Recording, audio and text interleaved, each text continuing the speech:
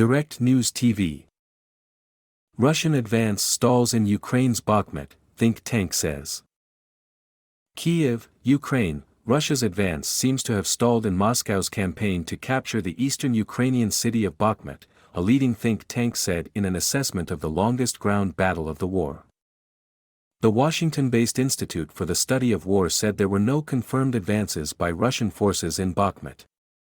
Russian forces and units from the Kremlin-controlled paramilitary Wagner Group continued to launch ground attacks in the city, but there was no evidence that they were able to make any progress, the ISW said. The founder of the Wagner Group, Yevgeny Prigozhin, said Sunday on the Telegram messaging app that the situation in Bakhmut was difficult, very difficult, with the enemy fighting for each meter. The ISW report issued Saturday cited the spokesperson of the Ukrainian Armed Forces Eastern Group, Serhiy Cherevity, who said that fighting in the Bakhmut area had been more intense this week than the previous one. According to Cherevity, there were 23 clashes in the city over the previous 24 hours. The ISW's report comes following claims of Russian progress earlier this week. The UK Defence Ministry said Saturday that paramilitary units from the Kremlin-controlled Wagner Group had seized most of eastern Bakhmut, with a river flowing through the city now marking the front line of the fighting. The assessment highlighted that Russia's assault will be difficult to sustain without more significant personnel losses. The mining city of Bakhmut is located in Ukraine's eastern Donetsk province, one of 4 regions of Ukraine that Russian President Vladimir Putin illegally annexed last year. Russia's military opened the campaign to take control of Bakhmut in August, and both sides have experienced staggering casualties. Ukrainian President Volodymyr Zelensky has vowed not to retreat. In its latest report, the UK Defence Ministry said Sunday that the impact of heavy Russian military casualties in Ukraine varies dramatically across Russia. The British military's intelligence update said Moscow and St. Petersburg remained relatively unscathed, particularly among members of Russia's elite. In many of Russia's eastern regions, however, the death rate as a percentage of the population is 30 to 40 times higher than in Moscow, the UK ministry said. It added that ethnic minorities often take the biggest hit. In the southern Astrakhan region, for example, about 75% of casualties come from the minority Kazakh and Tatar populations. Russia's mounting casualties are reflected in a loss of government control over the country's information sphere, the Institute for the Study of War said. The think tank said Russian Foreign Ministry spokesperson Maria Zakharova confirmed infighting in the Kremlin inner circle, and that the Kremlin has effectively ceded control over the country's information space, with Putin unable to readily regain control. The ISW saw Zakharova's comments, made at a forum on the practical and technological aspects of information and cognitive warfare in modern realities, in Moscow, as noteworthy, and in line with the think tank's long-standing assessments about the deteriorating Kremlin regime and information space control dynamics.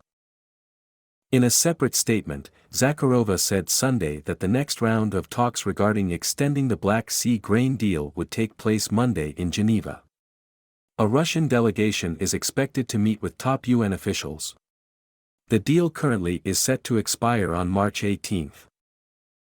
The wartime agreement that unblocked grain shipments from Ukraine and helped temper rising global food prices was last extended by 4 months in November. The deal, which Ukraine and Russia signed in separate agreements with the UN and Turkey on July 22, established a safe shipping corridor in the Black Sea and inspection procedures to address concerns that cargo vessels might carry weapons or launch attacks. Ukraine and Russia are key global suppliers of wheat, barley, sunflower oil and other food to countries in Africa, the Middle East and parts of Asia where millions of impoverished people lack enough to eat. Russia was also the world's top exporter of fertilizer before the war. A loss of those supplies following Russia's full-scale invasion of Ukraine in February 2022 had pushed up global food prices and fueled concerns of a hunger crisis in poorer countries. Zelensky said Sunday that he posthumously conferred the highest national title, Hero of Ukraine, on a soldier who is thought to have been killed by Russian speakers. Zelensky identified him as Oleksandr Matsievsky, although the Ukrainian military previously gave a different name for the soldier pending final confirmation. A brief video that surfaced this month and caused a national outcry in Ukraine showed a man standing and smoking a cigarette in a wooded area and exclaiming, "Glory to Ukraine," before being cut down with gunfire. Senior Ukrainian officials alleged, without providing further evidence, that the man was an unarmed prisoner of war killed by Russian soldiers. Matsievsky was a Ukrainian warrior. "A man who will be known and remembered forever," Zelensky said. Ukraine's National Security Service, the SBU, said Matsievsky had served as a sniper and was shot on December 30. Ukrainian authorities reported Sunday morning that Russian attacks over the past day killed at least 5 people and wounded another 7 across Ukraine's Donetsk and Kherson regions, local Ukrainian authorities reported Sunday morning. Donetsk Governor Pavlo Kyrylenko said that 2 people were killed in the region, one in the city of Kostiantynivka and one in the village of Tonenk. 4 civilians were wounded.